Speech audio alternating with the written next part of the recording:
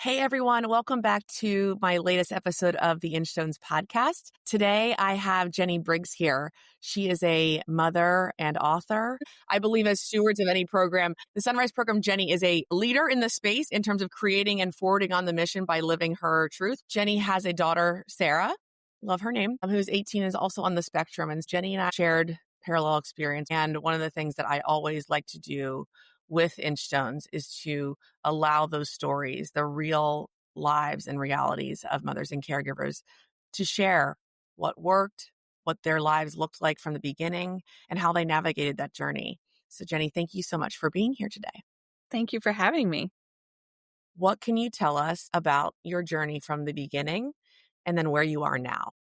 Yeah. Well, the beginning, I was so eager to be a mom. Like from the earliest I knew that I could be a mom. So maybe like age 4 or 5, or I don't know. I was like, that's what I want to do. And Sarah was my firstborn, and everything seemed to be going along fine, although she was very tiny. And then at 6 months, my milk supply took a hiccup, and so she wasn't gaining weight the way the doctors wanted. And also by that point, it was very clear that she was not developing like her peers. And so that just meant lots of therapies, lots of tests, lots of appointments, lots of questions, me feeling stressed and anxious and feeling guilty like it was my fault, and thinking if I just worked hard enough, but also feeling so guilty that I wasn't necessarily working with her when the therapists weren't there because I just felt so overwhelmed. And I spent a lot of time trying to get her to eat enough. And at a year, we found out she had a chromosomal anomaly, and that was responsible for the delays. And that presents with autism a lot of the time. And so in the early years, I feel like on the one hand, I was loving her so much, and I would go for walks and just be lost in how adorable she was, and like, this is so cute. And then also being stressed and like, is my baby going to live? And I have to get enough calories in, and I don't want a feeding tube. And That I straddled that so deeply. I know exactly that feeling. And it's hard to sometimes go back to that and let that memory sink in again. That feeling of just, oh my gosh, give me this sweet little like baby that I grow, and she's getting bigger, and and then met with the reality of the questions that keep hitting you. That's right. Yes. And so I had read about the Sunrise program when I was in college. I read the book Sunrise by Barry Neil Kaufman. Mm-hmm.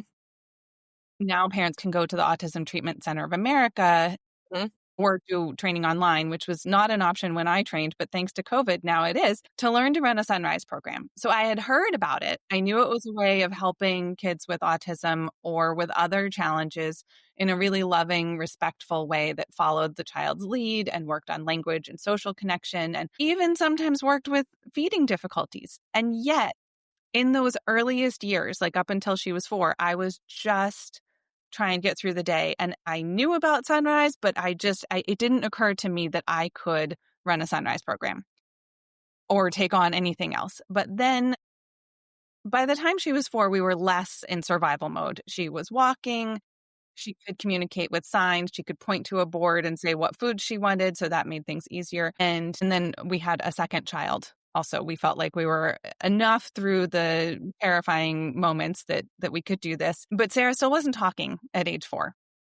She could say the sounds for every letter of the alphabet, but she was not putting them together. And we were getting all the therapies, OT, PT, speech, water therapy, tried hippotherapy, which is on a horse, conductive ed, a not Banyel method lessons, which I think that those sort of probably supported her neurological pathways overall. But still, language was not coming. And so I was thinking, well, let me try something. It's time to do something big. And I went to the Autism Treatment Center of America for a week. I brought Amy, my youngest, with me. She was only like a few months old, so my mom came with me for that.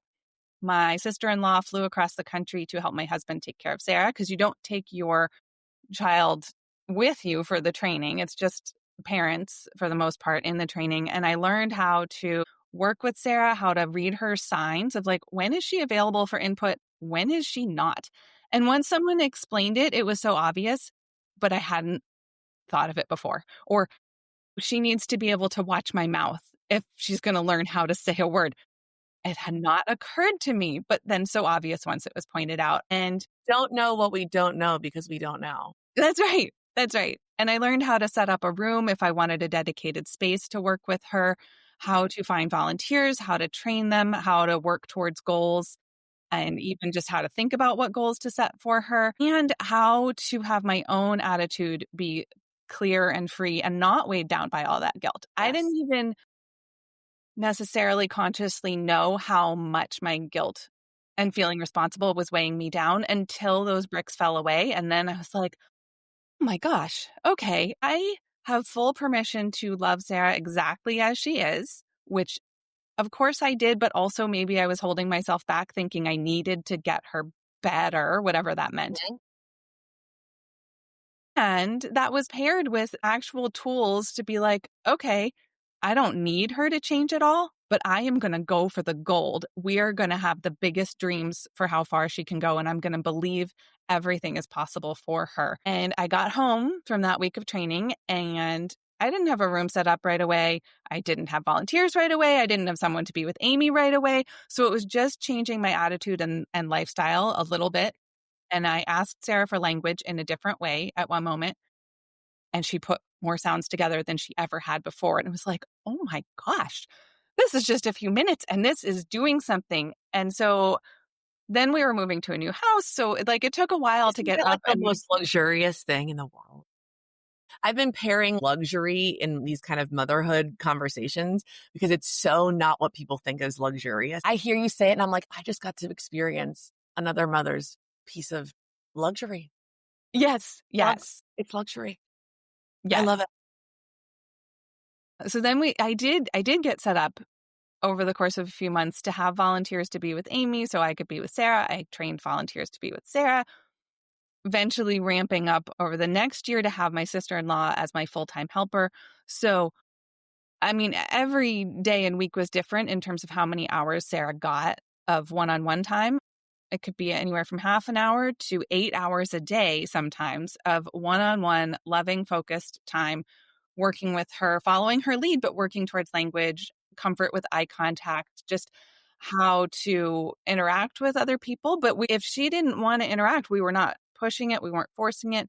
We didn't stop any repetitive behavior. If she wanted to open and close a lid for half an hour, I would have my own container and open and close a lid for half an hour until she looked at me for a second. And that was my opening. But that opening might have been 5 seconds. And then maybe we were back to opening and closing a lid for 10 minutes and then another opening. But her language just started exploding. She learned to play games interactively the way they're meant to be played. You know, we also played games the way they're meant to be played. Um, and eventually it helped with potty training and she learned to read and write. And it was just extraordinary. The change for everybody, not just Sarah, but for everyone involved. The extent with which it reaches the helpers and the support network is something that I'd love to hear more about for you because you had said before we pressed record that at one point you had more volunteers and supportive people asking how can I help? And I think when there's a specific ask involved, I'm realizing more and more with my own motherhood with Millie and Mac that the more specific I am for my needs, the more that people can say, yes, I can do that. And I think it's amazing that you'd shared that at some point you actually had to say no to because there were so many people asking to help. Can you dive into that experience more and what that process looked like about asking for specific help? Yeah. So to get things rolling, I sent an email to friends and family, both local and not, because you never know who knows somebody somewhere, Exactly. Yeah. saying, "Hey, this is the Sunrise program. This is what we're going to do." We called our program Sarah Rise. Hmm. And I was saying, if you want to help work with Sarah, then I'm asking for 2 to 4 hours a week of your time, plus a couple hours once a month for a team meeting. I will train you. If you want to come be with Amy, then any amount of time is helpful, and I will spend the time with Sarah. If you want to make me a dinner, that's awesome. Like anything is helpful. And I got a lot of responses from that, both from people I knew well and people I didn't know, or people responding saying, I know someone who Hmm. maybe has experience with autism and might be interested in babysitting. And I was like, well, I'm going to take that name, that person, and ask if they'd like to be a volunteer, not a babysitter. Or I reached out to the Friendship Circle, which is a group that matches neurotypical teens with kids with special needs. And they just have a play date like once a week. And I reached out and I said, here's what I'm doing. Do you have anyone who would be open to being trained? This is a little different. And they did. And then that person loved what he was doing so much. He gave a presentation to his high school class about the Sunrise program and about Sarah. And one of his classmates then reached out. I started writing weekly updates to my parents and best friends saying, here's what we're doing. Here's what happened with Sarah this week or what she did. And one of my friends started reading my updates to one of her friends, who then reached out to me and said, hey, I would love to hang out with Amy to give you time with Sarah. So it just felt like it grew. I asked specifically, and then it grew organically. And I asked a friend to send emails to her drama students at Carnegie Mellon University. And one of those people wrote back. And then he was so into it that he told all his friends, like 3 or 4 of them reached out to me, one of whom stayed with us for years. And many of them are still part of our life today. They still read my updates that I write. It was like adding to our family with love and creativity. It was hard to take in that all these people really wanted to be part of the program. But the end of my book is a piece is written by the volunteers saying, this is what it meant to me, because it really impacted their life. For some of them, it changed what they decided to do after college or just changed how they thought about themselves or moved through the world. I'm speechless because there's such power in low conscious growing when loving your child to have them become the best version of who they are, not to, like you said, not to fix, not to change, not to coerce onto a path that might not be most authentic to their developing body and mind. And when you do it in the way in which you did, which was staying so open to the love coming in, it not only, and I felt this in my world too, it's almost paralyzing to know how much people want to love on your children. It's like, it's this fruitful, like, explosion of unconditional love for, and staying curious to the power of connection and what that looks like and how it manifests. And it was one person, and then 3 would come, and then there was never really a dead end to it. It just sort of were these fractals of people that is so beautifully authentic to what your needs are. And I believe that started with your internal knowing about Sarah and knowing that she was so full and fully human and deserving of that kind of love and attention. And I'm sure I would love to ask you too, having a typical developing daughter as well, Amy was getting love too. And I love, how did that feel in terms of the whole process as well? Yeah, well, sometimes I would feel guilty that we were putting so much focus on Sarah and not on Amy. But in hindsight, I can see she got so much more love and attention and one-on-one attention because of doing the Sarah Rise program that she wouldn't have had otherwise. Because if I was Cool. always just me with the 2 of them, all of my attention would have gone to Sarah. And this way, I got time just with Amy when I had volunteers with Sarah, or she got the attention of volunteers who were almost like surrogate grandparents for a couple of them. And or some of my friends who had kids who were Amy's age would come. And so then she was getting a play date. Like, it was just amazing. And I think it also probably impacted her to be in a home filled with so much love and celebration and delight. I mean, of course we had our hard times and we still have our hard times, but I see the way that she moves through the world and the way she has space for other people to be their unique selves in a way that I don't know if I had that when I was her age. She's 14 now, and it's just remarkable. And she is incredible with Sarah as a sister. I couldn't have designed a better sister. I feel so lucky. And it's also really interesting to have 14-year-old be the older of the 2 developmentally. Mm-hmm. She can stay at home by herself. Sarah is not yet at that point, but I feel like that transition just kind of worked easily. It just happened. We didn't work hard at it. It was just like, oh, well, Amy's now becoming the one who can take a little more responsibility, or she is helping Sarah with her homework because Sarah will accept the help from Amy sometimes and Yes, not the of rest of course. us. Of course she does. She doesn't.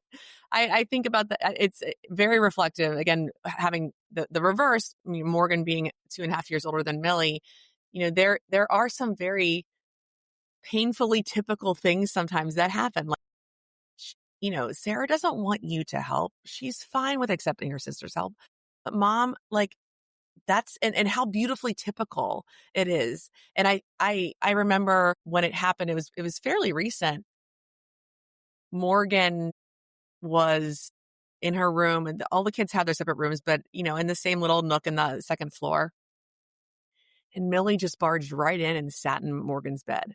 And I hear, Millie, get out of my room. Oh my gosh. I've told mom, like this whole, and I run upstairs and I am like, Jenny, I am laughing, crying at this. I don't even know what I'm experiencing because I'm going, how beautifully typical this is. It Yes. is so beautiful. And I look at Millie and go, seriously, you know exactly what you're doing. You have your own room and a comfy bed too. And you knew exactly what you were doing.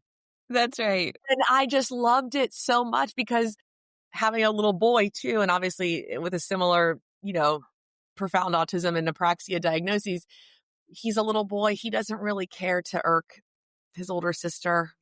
He's a more like the baby boy and baby brother and the only boy.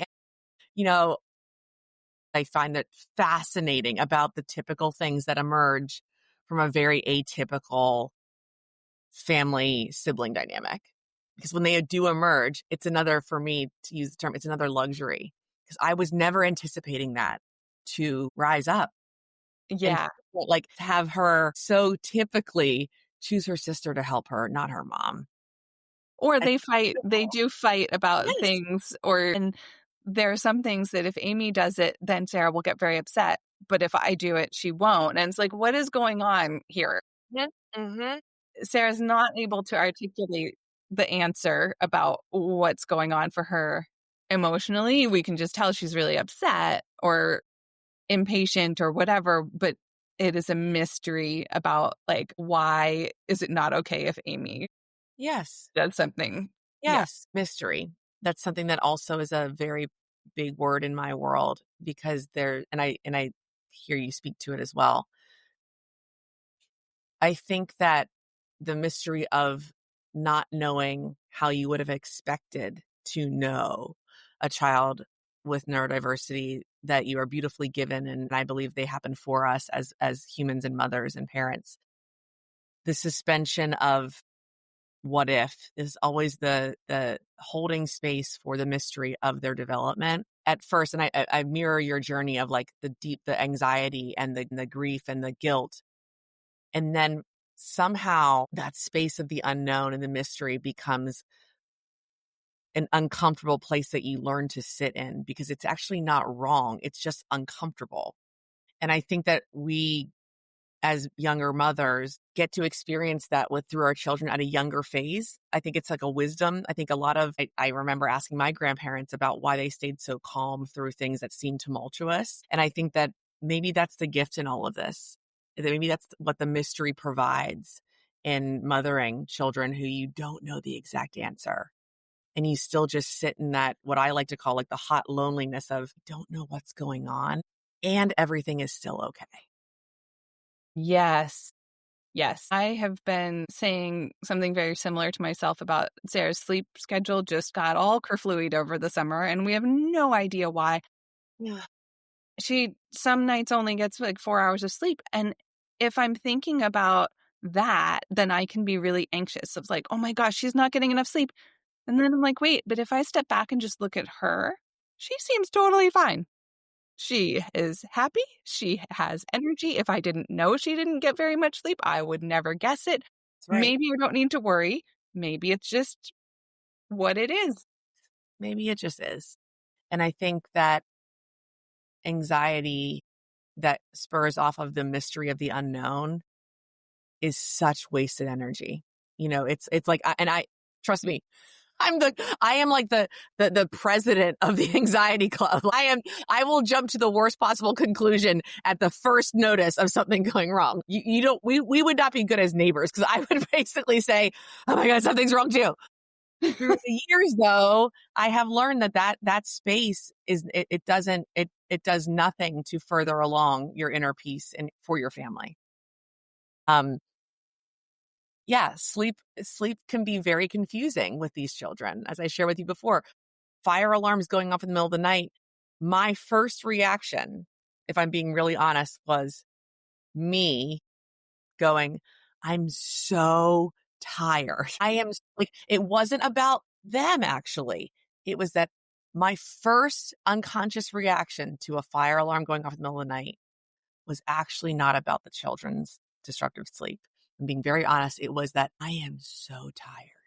So what does that input to me that I need to prioritize rest probably on a greater scale so that when this happens, I don't wake up to the first reaction, unconscious reaction being, I'm so bloody tired. I think that's honestly why I'm frustrated about Sarah's sleep is it's impacting my sleep That's because right. she likes to call out That's for me. right.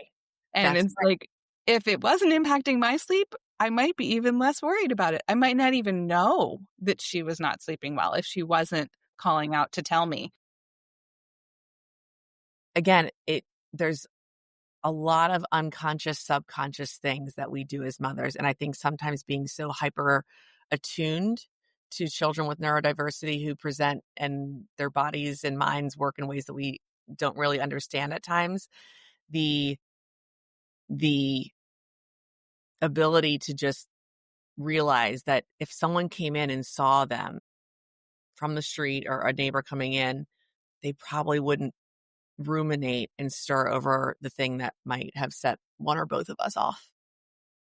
Yeah, it's been a good thing to have two parents in my household because then we can have the same presenting information. And I am freaking out and so anxious. I can't sleep, worried that it means Sarah's going to die or something like that. And then my husband's like, everything's fine. This is just a little thing. We just need to let's just give it some time. Or who could we call? Like, he just doesn't freak out. Whereas I am the queen of freaking out. And we have had conversations and I'm saying, you mean you're not terrified that she's going to die if she has another seizure? And he's like, no. I'm like, oh, maybe I don't have to be so terrified. Yes, I talk a lot about shared orientation because I think that it helps reframe from this one lens in which we as mothers, and again, you and I sit very similarly on the S isomer of each other, like about how we feel and experience our children with developmental disabilities or and neurodiversity. And I think sometimes the orientation of mothers similar to us is we get so tunneled into that one perspective of their experience. And so being able to be in a home where the other perspective is not only shared, but also you're able to witness it so consistently, it allows for a shared orientation. So it broadens your ability to go, okay, not everyone is seeing this as well, what happens if down the dotted line, at least the breadcrumbs of different perspective from someone that you love and as another parent is there. And I couldn't agree more with that. It is a regulatory body of cells that helps you, like quite literally reorient. I want Yes. to ask you to share a little bit about your book because that is really what drew us together. And as someone who is a writer as well about this experience, I'd love for you to talk more about watching Sarah rise. Yeah, that is the title of my book. It's called Watching Sarah Rise, A Journey of Thriving with Autism. And it is about our whole journey from infanthood and those hard years all the way up through deciding to run the Sunrise program for her and how did I make that happen and how I found volunteers. And then going through the years of experiences of what did we do in the room, like telling specific stories about interactions with her or maybe challenges that we faced. How did we handle potty training? All of that, all the way up through when she's ready to go off to first grade, which happened when she was 9. We definitely played around with the normal timeline of things, and then ending with the pieces from the volunteers. Well, I'll be sure to put all that information where everyone can follow your work and follow the Sunrise program as well. I think that this is going to pique the interest of so many families that are in similar family situations. And, I'm sitting here thinking the Sunrise program actually would work for any family. Like that, when you really get down to it, doesn't this seem like it's universal? That it's coming back to this idea of community and being seen and witnessed and the specific support that is being asked to need. That sense of community support, the third space we talk about, like has been lost so much in the digital age. And you were able to put that back in to your family in a time that was evolving itself. So I really appreciate you are the way in which you live is such a real example as to what can happen when we ask for the supports that we need, because that is such a big topic in neurodiversity and what support looks like. Low support needs, high support needs. It does not really matter what that is, but a support needed is so beautiful if you're willing to suspend your ego and your charge of like, no, it should be this way, and saying, no, I need this specific help. Yeah. And you're such a wonderful example of what that can look like. Thank you so much. What is one small win, small, maybe not even a goal that you had, but you realize, wow, that was, I noticed that. And it really was a mark and reminder to me that we are growing. Right? Social construct, Jenny. Time's a social construct. But it's where I clash with my family. My husband and my daughters is we'll talk about a plan and I'll be like, okay, it's going to be this way. And then it doesn't. And I get upset. Good. Or maybe we don't have to make a plan, but this feels like I'm at the bottom of a mountain and it's really hard to take on a mountain when part of me still believes that I'm right and they're wrong. You will find it. So lean on the fact that you have deep in your bones experience to support whatever you need to do, whether that's through verbal, affirmations or your own internal work. So thank you for sharing that. And I have to note before I go off, I just realized that your earrings are the hungry caterpillar. Yes, they are. And that is the hyperfixation of my daughter Millie's of the past year and a half. So much so to the point that her social group has those oversized books, like the ones that are literally this big. We've had to hide it from her because she will, like luggage, she will try to carry it out. I mean, the obsession, the hyperfixation with hungry caterpillar is alive and real in my home. So this is a nice little wink from above to see those because that's Millie going, everyone needs to love the hungry caterpillar. Yes. I've got the socks. Oh, yes, that's I've your got a birthday theme, everything. We were on that. So that was a nice little smile that I saw whenever because they were straight on and then they shifted a little bit. I was like, oh my goodness. Yes. Anyways, Jenny, thank you so much. Thank you for sharing your Inchstone, and thank you all for listening. Until next time on the Inchstones podcast.